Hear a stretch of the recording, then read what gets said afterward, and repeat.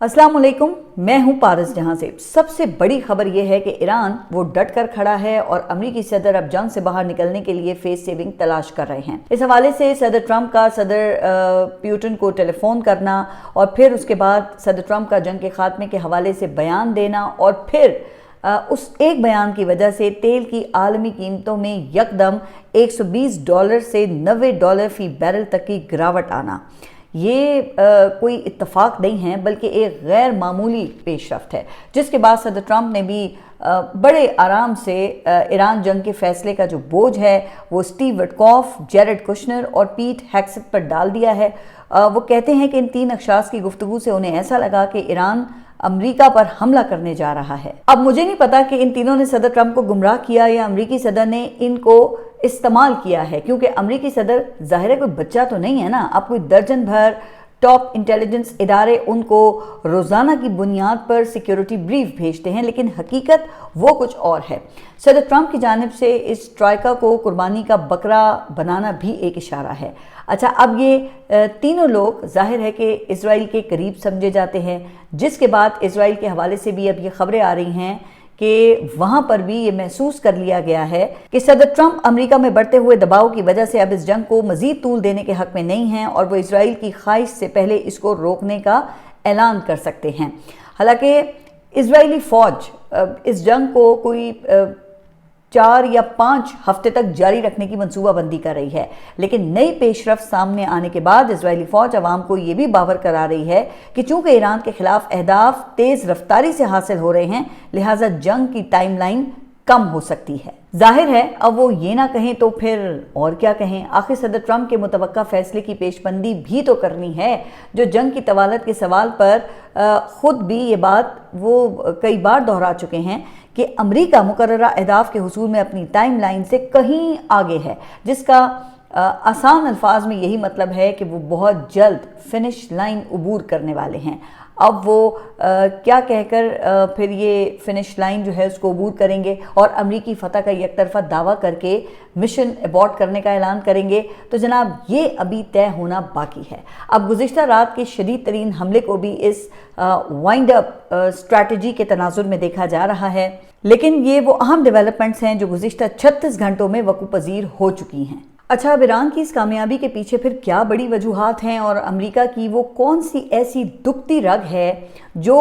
Iran ने दबोच ली है, जिसकी वजह से ईरान को वेनेजुएला मॉडल बनाने का इरादा रखने वाले सदर ट्रंप अब सोच बदलने पर मजबूर हो गए हैं। तो ये जो तफसील है वो इसी व्लॉग में आगे चल के मैं आपको बताती हूँ, लेकिन आगाज़ ज़रा वज़ीर आज़म पाकिस्तान की खबर से करते हैं, जिनके बकौल अवाम पर पेट्रोल बम गिराने का फैसला करते हुए उन्हें दिल और दिमाग की कशमकश से गुजरना पड़ा। उनका दिमाग कहता था कि कीमत बढ़ाने के अलावा रास्ता नहीं, और दिल कहता था कि इससे कहीं गरीब न पिस जाए।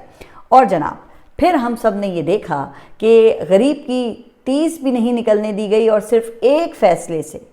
फैसले से सिर्फ सैकड़ों अरब रुपए गरीब की जेब से निकालकर ऑयल कंपनियों और डीलर्स की जेबों में डाल दिए गए। लेकिन कहा यह जाता है कि वजीर आजम के दिल की कैफियत और दिमाग की ऐसी हरकियात के पीछे असल कशमकश वो कुछ और थी, क्योंकि अवाम से खिताब में वजीर आजम ने इजराइल की मजम्मत तो की, लेकिन अपने पीर व मुर्शिद का नाम तक नहीं लिया। और फिर हैरानी की बात यह है कि वजीर आजम ने कौम से अपने खिताब में ईरान के नए मुंतखब सुप्रीम लीडर के हवाले से भी किसी किस्म की कोई लब कुशाई नहीं की। लेकिन फिर जब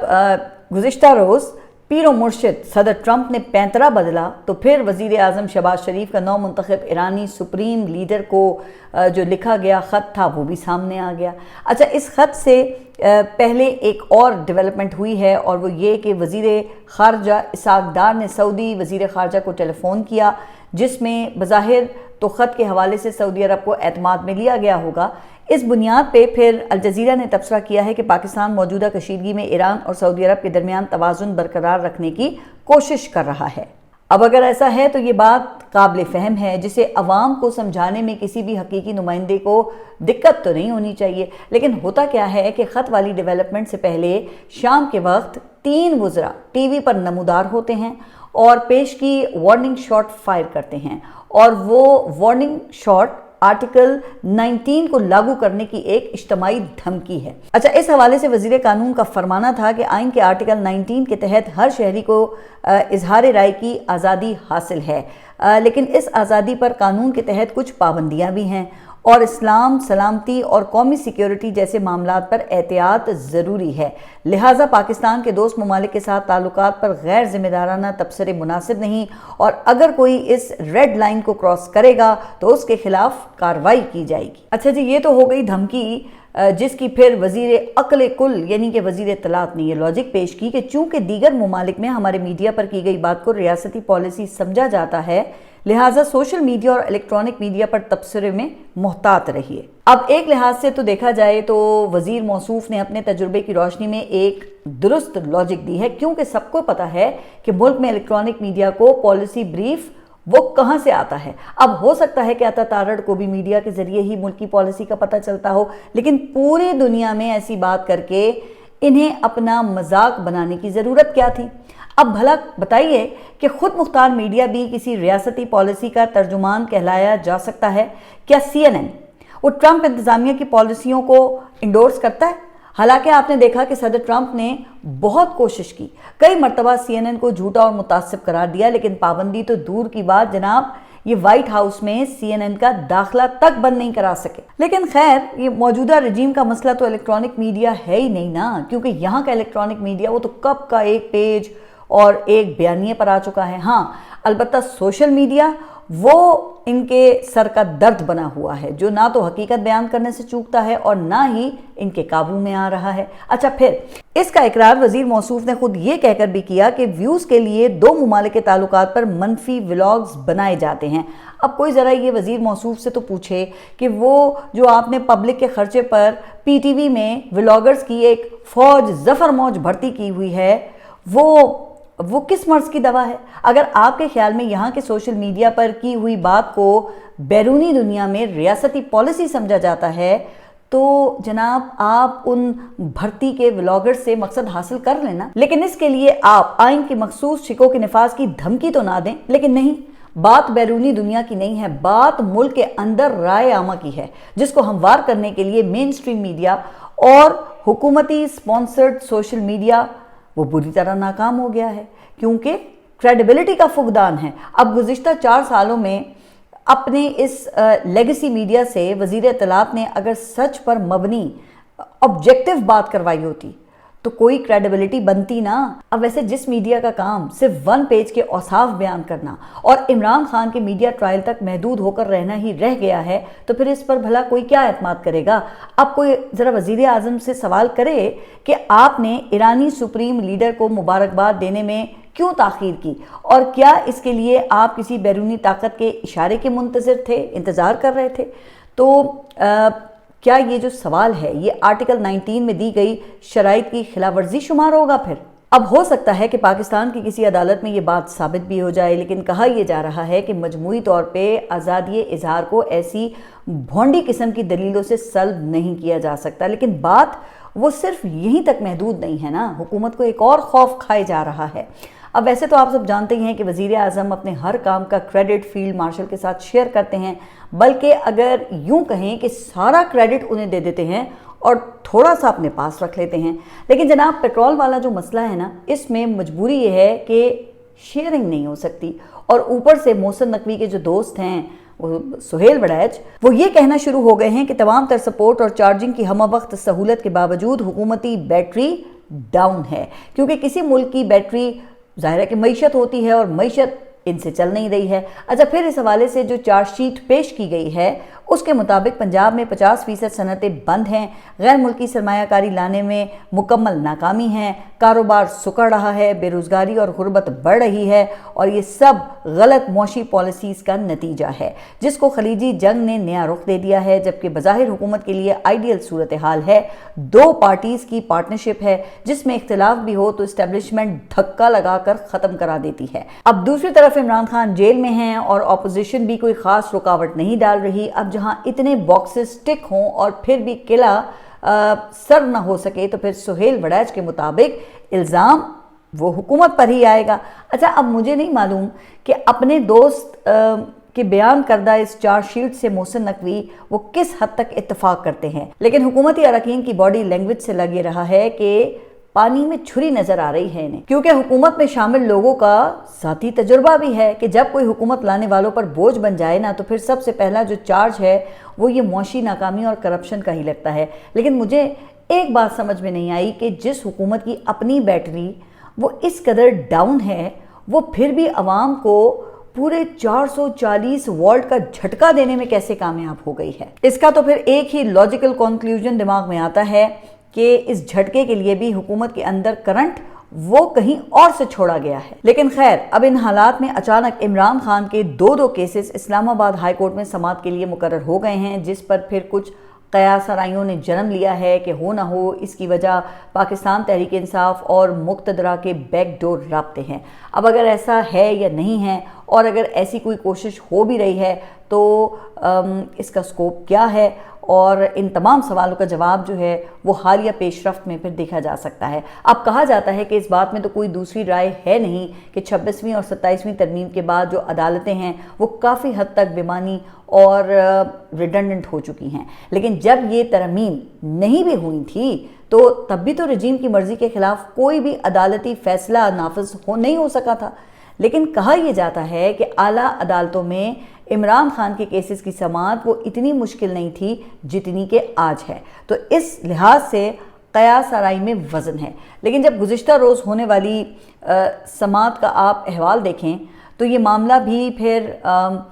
کائٹ فلائنگ کا ہی لگتا ہے، جہاں حکومتی وکیل نے تو درخواست کے قابل سماعت ہونے پر یہ اعتراض اٹھا دیا، مگر جج صاحب نے لطیف کھوسہ سے متعلقہ جیل رولز کی بات پوچھی، اور جس پر حیرانی کی بات یہ ہے کہ کھوسہ صاحب کی اس کے اوپر تیاری نہیں تھی، لہٰذا انہوں نے 1 دن کا وقت مانگا اور عدالت نے 1 دن کے بجائے انہیں 2 دن کا وقت دے دیا۔ اچھا، اب پرائیویٹ ہاسپٹل سے علاج کے لیے یہ درخواست یہ توشہ خانہ 1 کیس کی مرکزی اپیل کے ساتھ سنی جا رہی ہے، جس میں 2 سال پہلے ہی سزا معطل ہو چکی ہے، لہٰذا عمران خان کی رہائی کے حوالے سے اس کیس کی کوئی خاص اہمیت نہیں ہے۔ لیکن اہم پیش رفت یہ ہوئی ہے کہ اس کیس میں اعتزاز احسن نے اپنا وکالت نامہ داخل کیا ہے۔ اب اعتزاز احسن وہ بیرسٹر گوہر کے استاد ہیں، تو اس حوالے سے کچھ کورٹ رپورٹرز نے یہ دعویٰ بھی کیا ہے کہ حالیہ دنوں میں بیرسٹر گوہر کی ایک طاقتور وزیر سے ان کے گھر پر ملاقات ہوئی، جس کے بعد اعتزاز احسن کی اس کیس میں انٹری ہوئی۔ تو اب پتہ نہیں کہ جو کام لطیف کھوسہ صاحب نہیں کر سکے وہ اعتزاز احسن صاحب کیسے کریں گے، لیکن چلیں، اگر ان خبروں میں صداقت بھی ہے تو اس کیس کے فیصلے سے سوائے علاج کی سہولت کے مزید کوئی ریلیف مل ہی نہیں سکتا۔ ویسے بھی شفا انٹرنیشنل سے فیملی کی نگرانی میں علاج کی سہولت دینے کے لیے عظمیٰ خان نے ایک علیحدہ درخواست بھی دائر کر رکھی ہے، جس کی سماعت آج ہوئی۔ اب ویسے کیا علاج کی سہولت کے لیے پاکستان تحریک انصاف کو خفیہ رابطوں کی ضرورت ہے؟ تو میرا خیال ہے کہ نہیں، کیونکہ علیمہ خان نے تو آن ریکارڈ یہ بات کر دی ہے۔ ان کا کہنا ہے کہ ہم بہنوں نے میڈیا کے سامنے عاصم منیر کو ڈیل آفر کی کہ اگر ہمارے بھائی کا شفا انٹرنیشنل ہاسپٹل میں آپ علاج کروا دیں تو ہم ان کا نام نہیں لیں گے، لیکن ابھی تک ہماری آفر کا جواب نہیں آیا۔ اچھا، پھر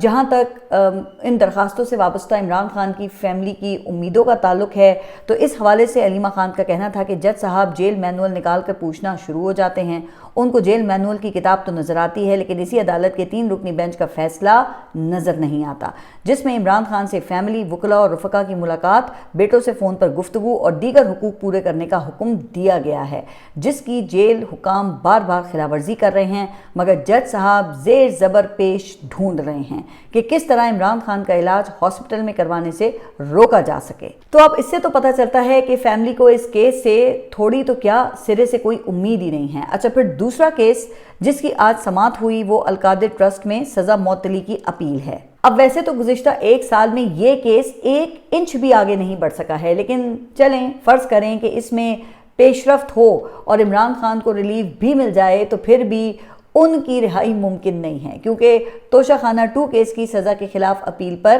اب بھی جو اعتراضات ہیں وہ دور نہیں ہوئے ہیں۔ ہاں، ایک بات البتہ بالکل واضح ہے کہ ان کیسز کو سیاسی کمپرومائز کے لیے عمران خان کے خلاف ویپنائز کرنے کی خبریں وہ کسی سے ڈھکی چھپی نہیں ہیں۔ حکومتی حلقے تو آپ دیکھیں کہ کھلے عام یہ تبصرہ کرتے ہوئے دکھائی دیتے ہیں کہ اگر عمران خان میرٹ پر ان کیسز کی سنوائی چاہتے ہیں تو انہیں کم از کم 2 باتیں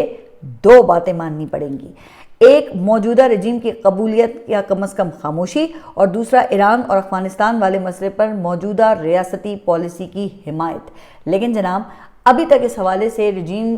को कोई ज़मानत नहीं मिल सकी है, जिसकी वजह से कहा यह जाता है कि मुस्तकबिल करीब में तो किसी ब्रेक थ्रू का इम्कान नहीं है। अलबत्ता केसेस की समाअत से कम अज़ कम दो मकासद हासिल हो रहे हैं। एक, पब्लिक प्रेशर रिलीज हो रहा है, और दूसरा, हुकूमत के ऊपर एक दबाव बरकरार है जिसे ज़रूरत और हालात के मुताबिक फिर मैनिपुलेट किया जाता है। बहरहाल आगे बढ़ते हैं और आखिर में ज़रा अमेरिका और इजराइल के खिलाफ ईरान की जो शानदार कामयाबी है उसका जायज़ा लेते हैं, जिसकी वजह से सदर ट्रंप अब जंग बंदी के लिए फेस सेविंग तलाश करने पर मजबूर हो गए हैं। गो कि गुज़िश्ता रात अमेरिका ने ईरान पर अब तक की सबसे शदीद बमबारी की है, लेकिन इस पर भी अमेरिका का कहना यह है कि इस मुहिम का मकसद ईरान की फौजी ताकत को कम करना है, न कि तवील ज़मीनी जंग का आगाज़ करना। अच्छा, गुज़िश्ता रोज़ जब जंगी उमूर के अमरीकी वज़ीर पीट हेगसेट इस ऑपरेशन के हवाले से ब्रीफिंग दे रहे थे, तो आखिर में उन्होंने मशरिक़ी वुस्ता में तैनात अपने फ़ौजियों की सलामती के लिए बाइबल से दुआ पढ़ी। हालांकि अभी कुछ दिन पहले तक पीट हेगसेट के मुंह से बात कम और बारूद वो ज़्यादा निकल रहा था, और हर सवाल के जवाब में वो ईरान पर आसमान से आग बरसाने की बात करते थे। लेकिन अब लगता यह है कि उनके होश भी ठिकाने आ गए हैं, जिसकी बुनियादी तौर पे फिर दो बड़ी वजूहात ही सामने आई हैं। पहली वजह ईरान की जानिब से दिखाई गई मज़ाहमत है, जिसका मुजाहरा करते हुए ईरान ने इस जंग में अमेरिका को वहाँ हिट किया है जहाँ अमरीकी तवक्को नहीं कर रहे थे। हालांकि कांग्रेस को दी गई रिपोर्ट के मुताबिक जंग के पहले 2 दिन में ही अमेरिका ने हथियारों और मिसाइलों पर तकरीबन $5.6 अरब खर्च कर दिए थे। लेकिन इतनी बमबारी के बावजूद ईरान ने पहले ही हफ्ते में अमेरिकी अड्डों पर लगे 3 अहम रेडार्स को तबाह कर दिया था, जिनकी कुल मालियत तकरीबन $3 अरब बताई जाती है। अच्छा, अब अमेरिका के अपने मीडिया के मुताबिक इन रेडार्स को रिप्लेस करने के लिए कम से कम 2 से 5 साल का अरसा लग सकता है, वो भी इस सूरत में जब इन रेडार्स की तैयारी के लिए ज़रूरी सामान दस्तयाब हो। अच्छा, अब जो क्रिटिकल मिनरल इन पर इस्तेमाल होता है उसकी सप्लाई पर 98% चीन का कंट्रोल है, जिसकी वजह से अब कहा जाता है कि रिप्लेसमेंट में 8 साल भी लग सकते हैं। लेकिन खैर, इन रेडार्स की गैर मौजूदगी में अमेरिका को ईरान के मिसाइल ट्रैक करने में शदीद मुश्किलात का इस वक्त सामना है। अच्छा, फिर ईरान के खिलाफ इंटरसेप्टर्स की फरहमी भी बहुत बड़ा मसला बन गई है, जिनके लिए अब जनूबी कोरिया, यूक्रेन और ताइवान से डिफेंस बैटरीज को मशरिक़ वुस्ता मुंतकिल करना पड़ गया है, जबकि मौजूदा स्टॉक में से एक अंदाजे के मुताबिक 30 से 40% तक इंटरसेप्टर्स इस्तेमाल हो चुके हैं। लेकिन दूसरी तरफ ईरान के बैलिस्टिक मिसाइल्स के ज़खायर पर वो कोई ख़ास फ़र्क नहीं पड़ा है। फिर ये बात भी सामने आई है कि इस जंग में ईरान ने जो मिसाइल इस्तेमाल किए वो गुज़िश्ता साल की जंग में इस्तेमाल किए जाने वाले मिसाइलों से ज़्यादा मोहलिक और जदीद हैं, जिसकी वजह से इजराइल के आयरन डोम की अर्ली वार्निंग और ट्रैकिंग की सलाहियत मुतासिर हुई है। नतीजा ये है कि इन मिसाइलों से तेल अवीव और हैफा में शदीद तबाही हुई है, और इसी तरह आज बेन गुरियन एयरपोर्ट पर यके बाद दीगरे कई मिसाइल गिरे। लेकिन चूंकि इजराइल में फौजी सेंसरशिप की वजह से तमाम नुकसानात और ख़राबियों की मुकम्मल तफसील वो अवाम के सामने नहीं लाई जा रही है, इसलिए जो असल सूरत हाल है वो इससे कहीं ज़्यादा ख़राब हो सकती है। अच्छा, फिर ईरान की कामयाबी की दूसरी बड़ी वजह और फैसला कुन वजह वो आबनाए हर्मुज़ की बंदिश है, जो अमेरिका की दुखती रग साबित हुई है। जहां तेल की सप्लाई बहाल रखने के लिए सदर ट्रंप ने अमेरिकी नेवी को हुक्म दिया था, गो कि आज अमेरिका ने इस आबी रास्ते पर बारूदी सुरंगें बिछाने वाली 16 ईरानी कश्तियों को तबाह करने का दावा भी किया है। लेकिन जनाब, अमली तौर पे ना तेल की तरसील और ना ही मशरिक़ वुस्ता को फ्रेश फूड की सप्लाई बहाल हुई है। अच्छा, इसी वजह से कतर ने अपनी LNG प्रोडक्शन बंद कर दी है और दीगर अरब ममालिक ने तेल की प्रोडक्शन रोक दी है, क्योंकि तेल एक्सपोर्ट नहीं हो रहा, जिसकी वजह से स्टोरेज वो ख़त्म हो गई है। अब इससे एक तरफ मशरिक़ी वुस्ता के ममालिक बराह रास्त मुतासिर हैं, तो फिर दूसरी तरफ इसका मौशी नुकसान अमेरिका को भी पूरी तरह हो रहा है, क्योंकि तेल की आमद से खलीजी ममालिक जो पेट्रो डॉलर कमाते हैं वो अमेरिका की बॉन्ड मार्केट में इन्वेस्ट होते हैं, जिससे फिर अमेरिका और आलमी फाइनेंशियल सिस्टम चलता है। लिहाजा आबनाए हर्मुज़ की बंदिश ईरान की दिफाई हिकमत अमली में ڈیٹرنس کے طور پہ کلیدی اہمیت اختیار کر چکی ہے۔ اچھا، اسی تناظر میں پھر صدر ٹرمپ نے صدر پیوٹن سے 1 گھنٹے طویل ٹیلی فونک گفتگو کی، جو امریکہ کی درخواست پر ہوئی تھی، جس میں روسی نمائندے کے مطابق صدر پیوٹن نے امریکہ کو اہم اتحادی قرار دے کر اس کے خلاف جنگ کے سیاسی اور سفارتی حل پر زور دیا ہے، جبکہ امریکہ بھی اس حوالے سے کئی مسائل پر بات چیت کرنے کے لیے تیار ہے، جو کہ ظاہر ہے کہ موجودہ حالات میں ایران کی بہت بڑی کامیابی ہے۔ آپ سب اپنا خیال رکھیے اور اگلے ولاگ تک کے لیے اللہ حافظ۔